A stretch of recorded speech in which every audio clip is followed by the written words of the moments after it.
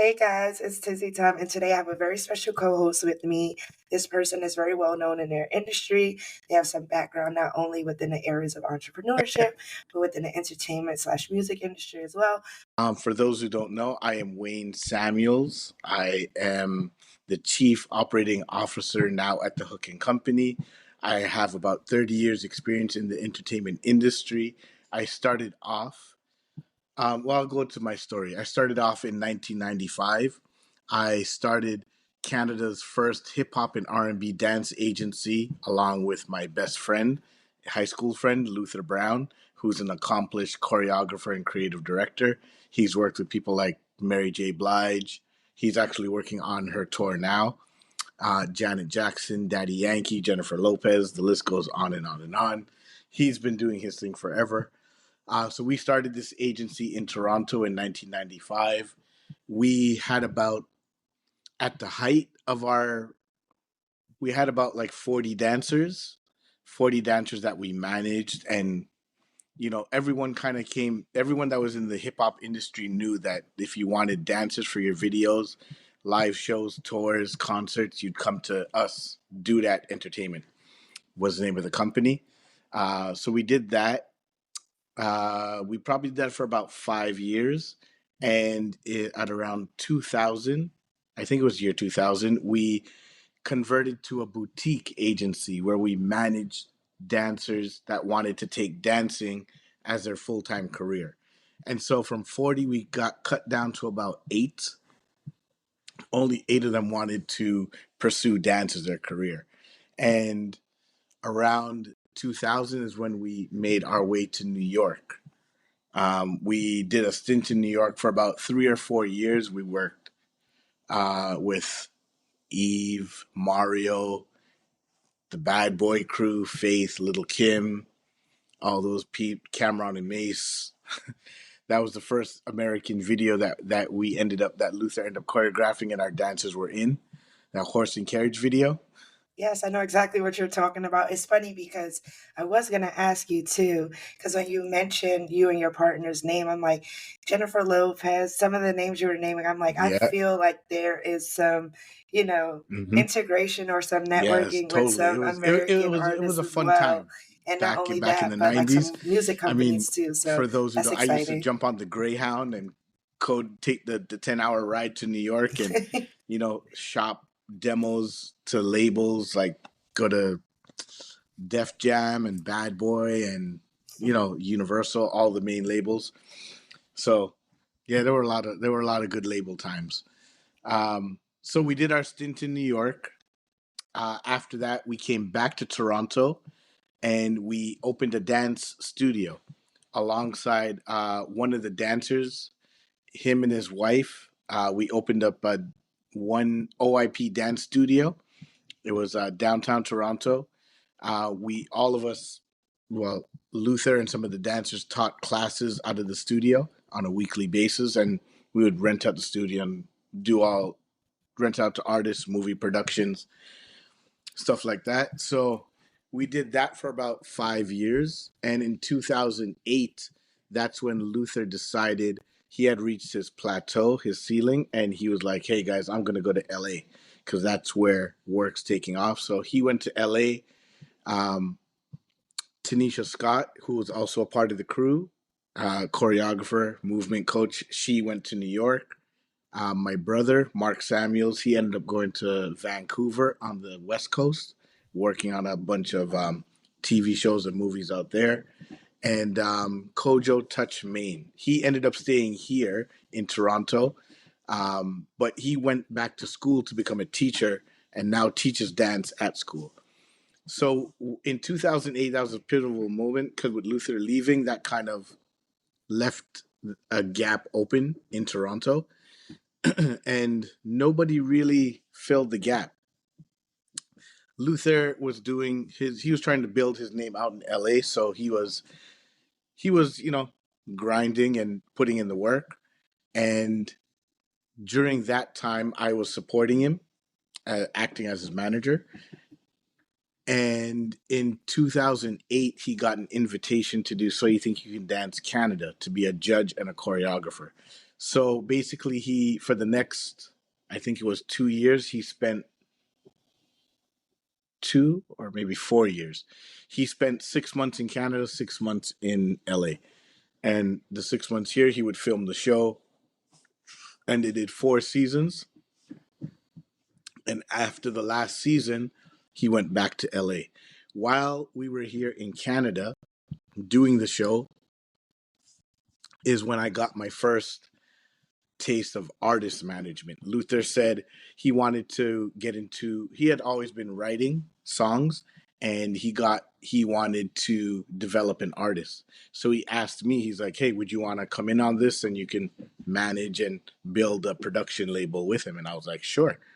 And we ended up developing an artist. Her name is Trish.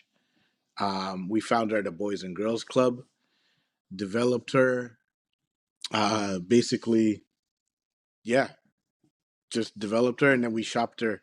We shopped her around here in Canada. Everyone turned it down. They said it was too out of the box. It was too like, now that I look back at it, we were ahead of our time. We took it to America, and then everybody was like, "Whoa, whoa, who is this girl? We got to get to know her. We want to hear her." And there was a little bidding war between Capitol and Universal. We ended up signing with Capitol, and it was a good deal. But unfortunately, that was probably like my first taste of the record business. I don't want to call it the shady side, but the side that nobody talks about. So this particular deal that we got into with EMI and Capital, EMI was in a legal battle with Citibank in the UK for like £7 million they owed them.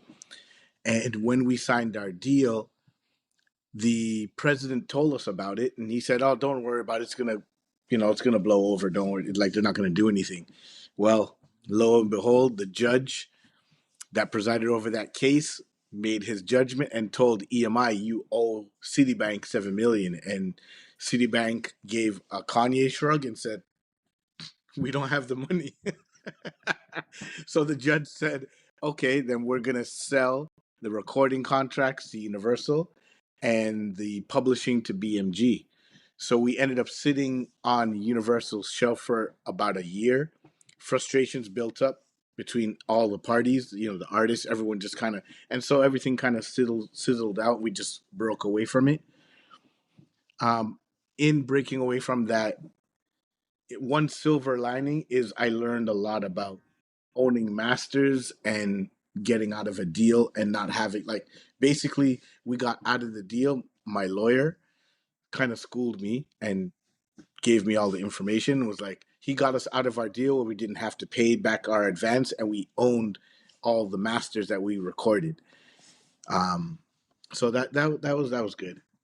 And after that, I ended up, you know, I honestly, it was being very honest. I was like depressed. I was like, ugh, I'm over this music. I'm over this music shit. Let me just take a step. So I stepped away from it for about 8 years. And then in 2020, George Floyd happened. And I got a call from the director of marketing at Sony Music Canada, a good friend of mine. Her name is Carrie Riley. She invited me to join her marketing committee for a new organization called Advance. It was Canada's Black Music Business Collective that basically advocated for business professionals in the music industry. So I came on in 2020 in the marketing committee. From there, I became the programming chair.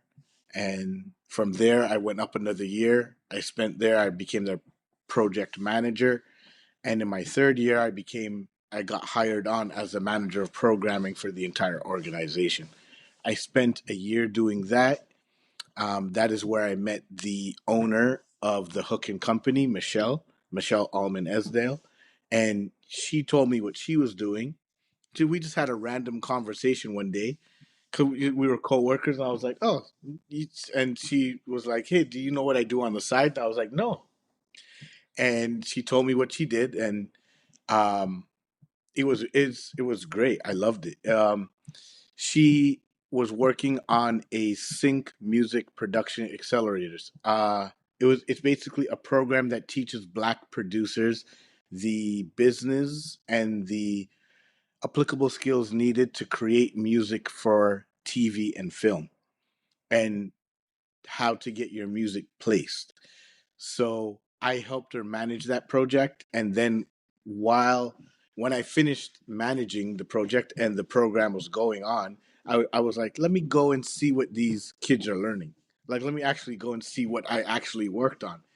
And I went for the 4 weekends. And by the last weekend, my mind was blown. I was like, what have I been doing? Like, the money in the sync business is crazy.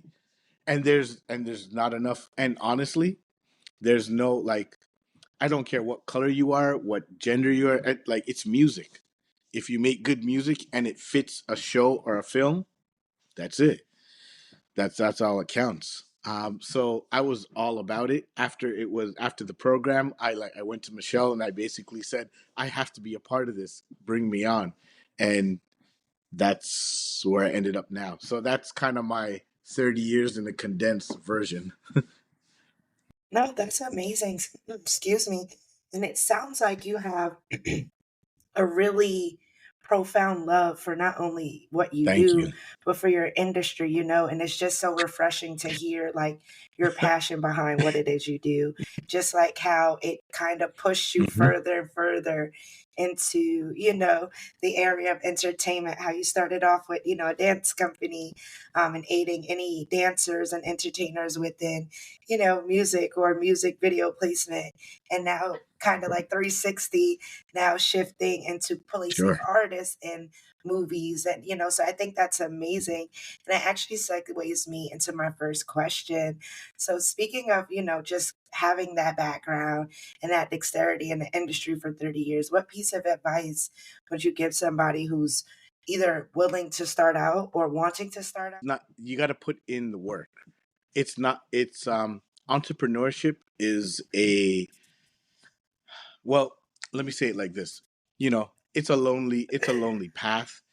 Um, you can feel very privileged when you find people that share the same passion and goals as you.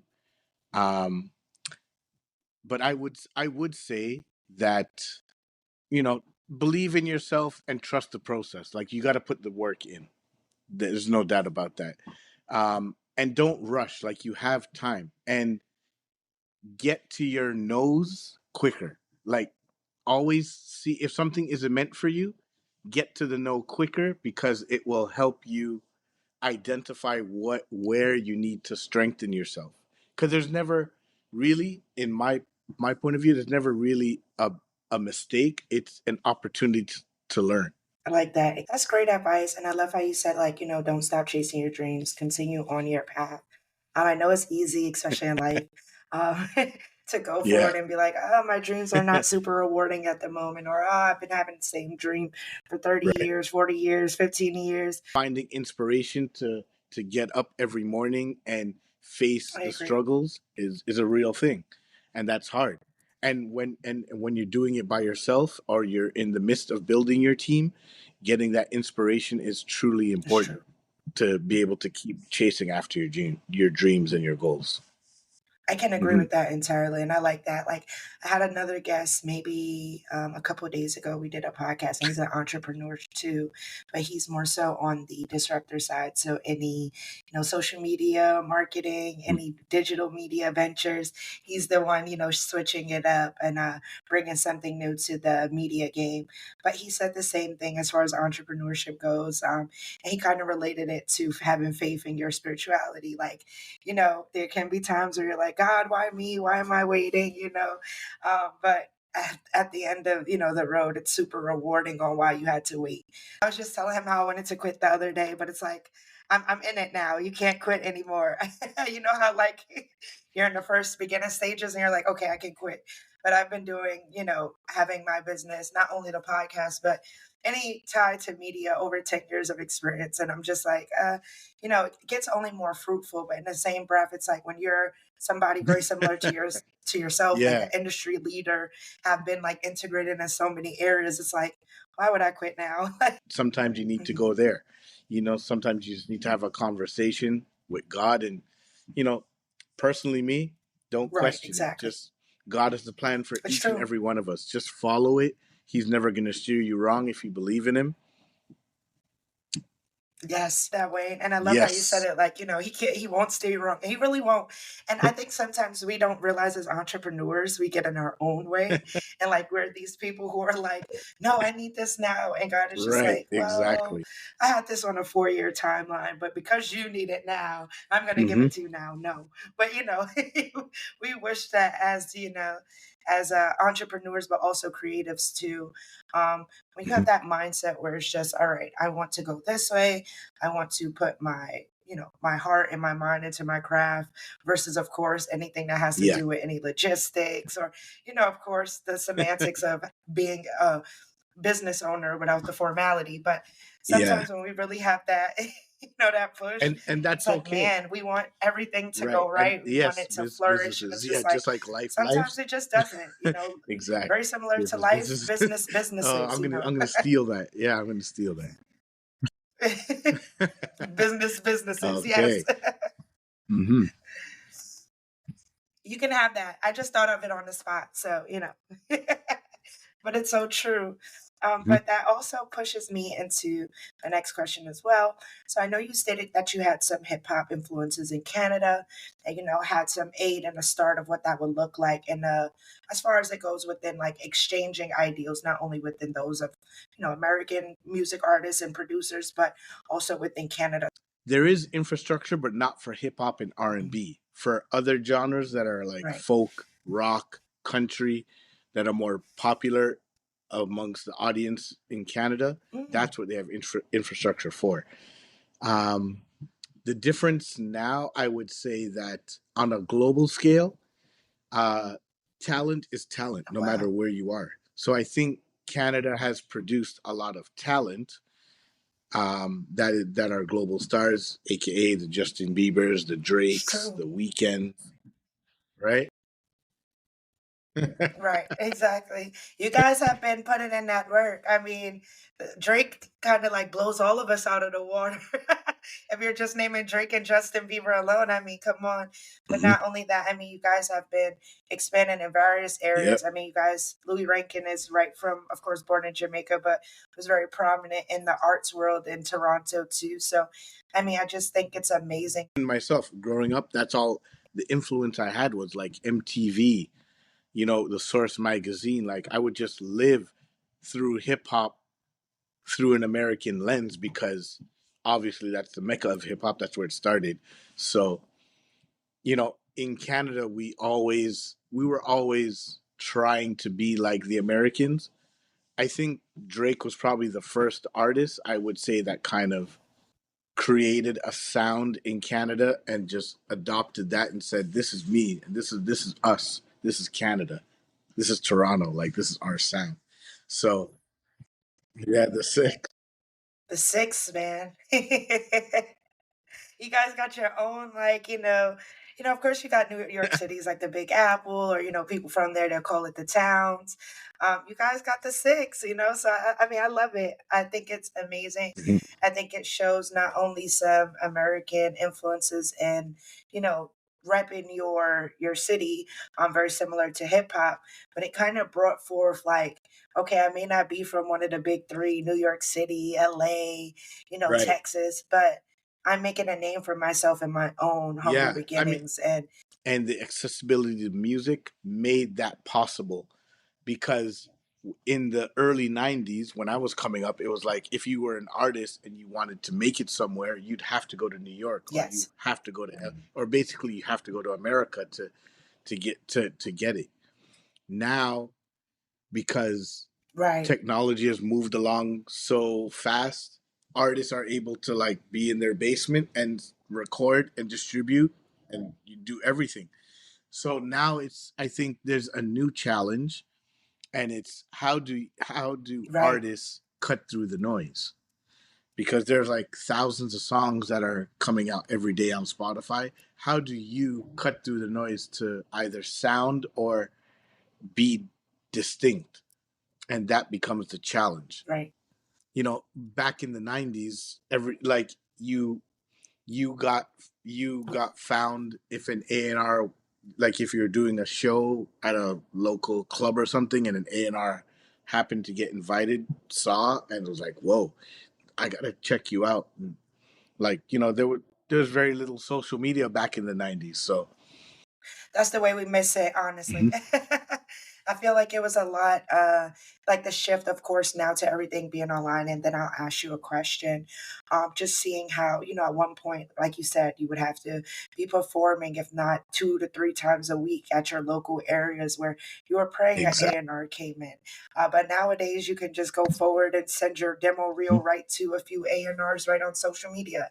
And like you said, you never have to leave your house. So that poses the question, what does artist management look like now? Has the role of an A&R person shifted entirely? Is their roles different now, or is it very Uh, similar? Because I asked because it's like you said, very similar to yeah.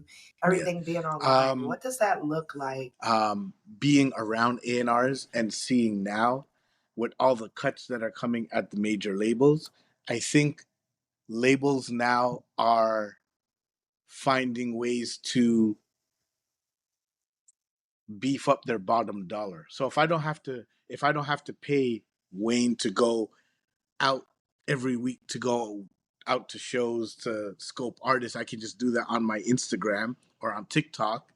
Then why do I need to pay an A&R, right? Um, Now, I also will say this. I think it's a cycle, and I believe now or coming, there's going to be the art of A&R, of A&Ring is going to come back, because I think a lot of these artists now are too cookie cutter. There's nothing that makes them distinct. There's nothing you see the a majority of these artists, they can like, again, they can probably record dope songs in their home, but put them on a video set or put them on a stage, they're like lost.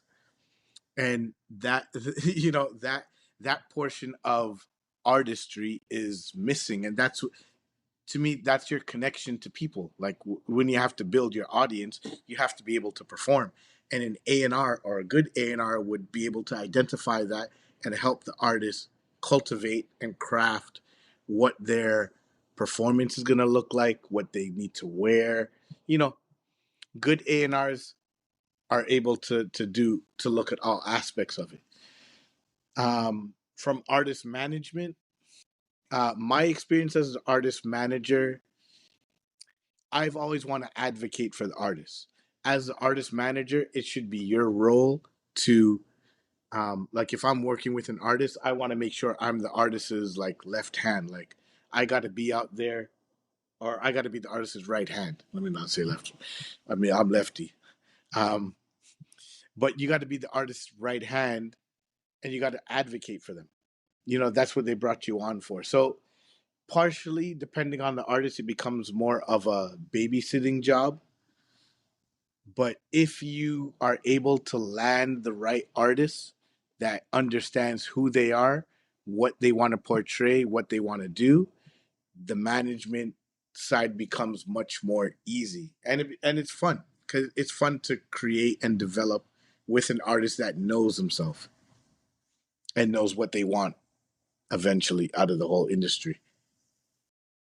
Mm-hmm. I love that. And I think that's super Yes. important. And why I think it's important is because, very similar to what we were Oh, talking about, you have to have that passion. We all want money, right? We all want to be rich. We all want to not have to worry about anything. But when it comes to a point of, you know, going forward and living your everyday life and doing something you love to do every day, it doesn't seem like work. However, nowadays, I feel like the music industry has shifted to genuine enjoyment. Of course, you it have work is. It is. elements, but now it's shifting into Nope. something that's full Yeah. blown, like kind of like a strategy for money. No shade to any of the rap girlies, but you see Yes. it, especially with the music that comes out. No shade to anyone again, but it seems lazy. I remember there was a passion behind music. Yeah. It seemed like, all right, I love the little tidbits Right. where it's like my daughter can't go to school. I got to do this rap thing to make sure she's going to school. Now it's like, Yeah, I'm yeah, yeah, rapping because I want a yeah. Birkin bag. And it's like, oh, me too, but I don't think I'm rapping. But I'd love to like really dive into it. At what point did the music industry change from music to data and analytics? everything, I feel like everything is like that, even social media. So I have a background in like research, Right. so communication rhetoric, what that looks like, of course doing research to see how we communicate and what that scope looks like for us in other communication areas. And 7 years ago we were talking about how like everybody would be Mhm. checking in with mom and dad before they made a purchase, or communicating with people Yeah. in their everyday before doing certain things. And of course, I would love to revisit that study, because I'm like, oh man, we shifted entirely. But now you have people on the end of like influencers, or you have everyday people becoming these influencers. And it's just like, we're just shifting all over the place. And Yes, technology is a I very agree. real marker for I where we agree. are. Like, Just on my off time, really explore how the behavior, like how did it change, or when did it change? it just shifted one day, and when exactly. And it's just like, even with streams, like it's like you see certain things and it's like, this song has 1 billion streams. And I'm like, what does that mean? Like, me personally, I'm like, Yeah, okay, 1 billion streams. Did 1 billion people listen to it? No. one stream is equal to 0.016% like cents. Segues me into our next point too, because I want to talk about what artist management looks like, what overall like hip hop in Canada looks like, not only just, of course, within the logistics of the company, but even the culture. What are some things you've seen? Definitely. What else makes Canadian hip hop unique? Um, Probably the diversity, like where we all come from, and there's pockets like I'm sure Yeah, definitely. they are different, right? They're just like you have like Of course. your Brooklyn. boroughs, And and and we we have will tell you they our are very kind of different. like boroughs or pockets, where they're marginalized people. So we have our like ghettos Okay. that their influence, or the lingo and how they all interact affects or influences, let me say influences their style of hip hop. So I mean, we do get influenced a lot from America. I think there are anyone that does hip hop now, or many of the artists that do hip hop now are like trap drill. Yeah, yeah. So I think most Canadian artists will like pull little Right, influences that from drill. around the Yeah, world and then yeah. integrate it into their style. I love that. And you guys have so many areas. I mean, you have Montreal and Quebec that are Yeah, more like yep. French based. So I'm pretty sure they have their mix of hip hop with their, French sounds as well. They have to African have somebody there who raps. descendants that have immigrated to Canada, and that's where they've ended up. So there's a big um, Afrobeats community in Saskatchewan. But it's just so great to see, like, another area besides that of the US, not only taking the influences from the US, Mm-hmm. but using that and, creating their own lane. That's amazing. So we are coming up on our halfway point. I like to take this time out to give my guests slash co-hosts a moment to promote anything they may have upcoming, talk more about any business Right. ventures. Online Yes. marketplace called Managers on Demand. It's a marketplace where managers can sell their services to artists, where they don't have to sign long-term contracts, and they just it focuses around six major right now introductory services, which are album and single releases, grant writing, touring, business management, and marketing. So we're building that now. If you go to www.thehookandco.com, you can find That's more information about amazing. the marketplace. If you're an artist or a manager that's interested, you can sign up for the wait list. That's amazing, and I love how you included other elements. Like, because a lot of the time people just think, being in within the music industry, excuse me, is just songwriting. It's just going forward and laying a track or things of that Right. nature. I love how you talked about marketing as well, because a lot of people don't realize how important Sure. marketing is within the music industry. They don't want to have to deal with all the business or the paperwork, the invoices. I'm like, you're lost in the sauce.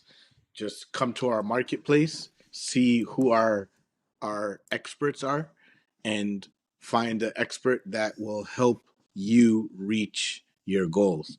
And you know, you work with the expert, the manager on demand. Once they complete their project with you, leave a review, and that's it.